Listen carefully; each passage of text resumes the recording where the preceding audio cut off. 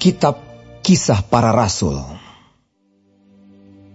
Hai Theophilus, dalam bukuku yang pertama, aku menulis tentang segala sesuatu yang dikerjakan dan diajarkan Yesus, sampai pada hari ia terangkat. Sebelum itu ia telah memberi perintahnya oleh Roh Kudus kepada rasul-rasul yang dipilihnya. Kepada mereka ia menunjukkan dirinya setelah penderitaannya selesai, dan dengan banyak tanda ia membuktikan bahwa ia hidup. Sebab selama 40 hari ia berulang-ulang menampakkan diri dan berbicara kepada mereka tentang kerajaan Allah.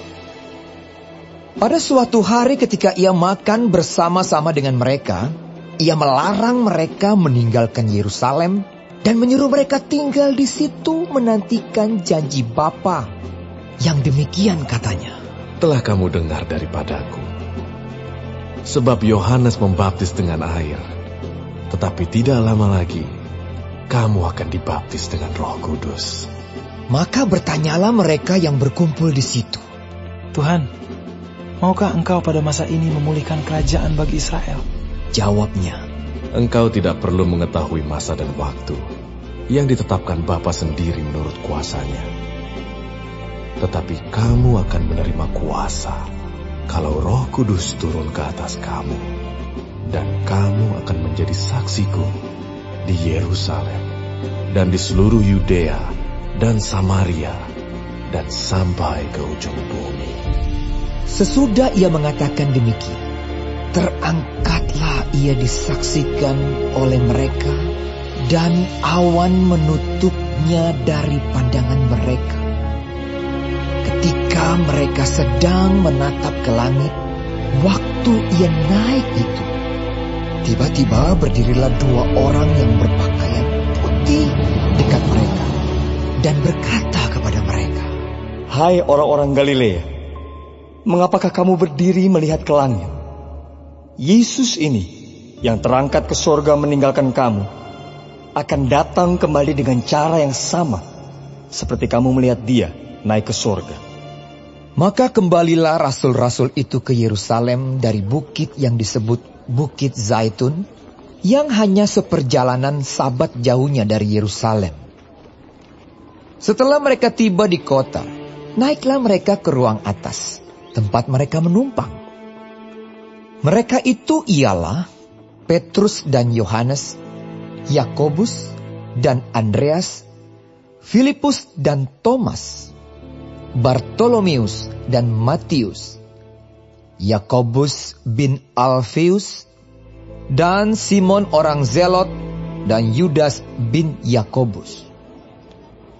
Mereka semua bertekun dengan sehati dalam doa bersama-sama dengan beberapa perempuan serta Maria, ibu Yesus, dan dengan saudara-saudara Yesus.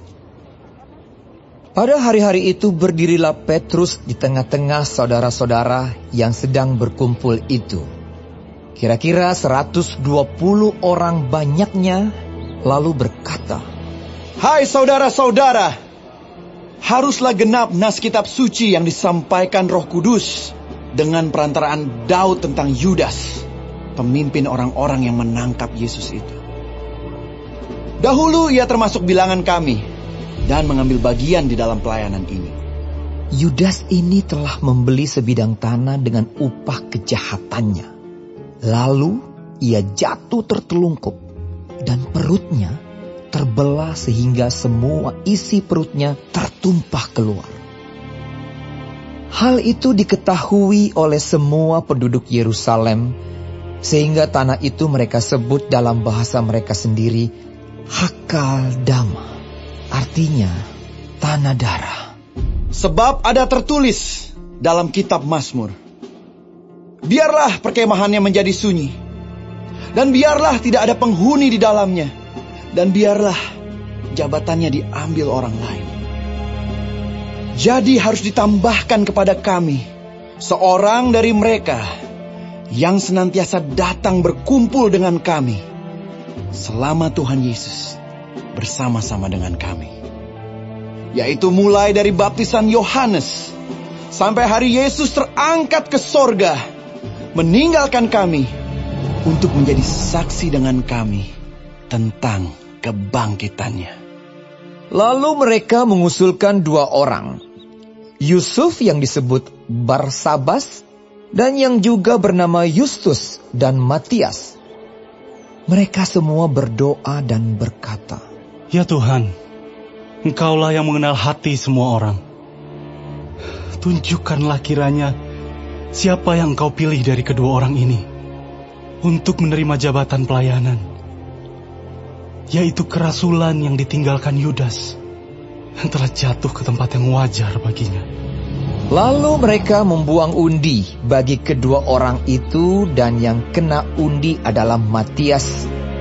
Dengan demikian, ia ditambahkan kepada bilangan ke-11 rasul itu.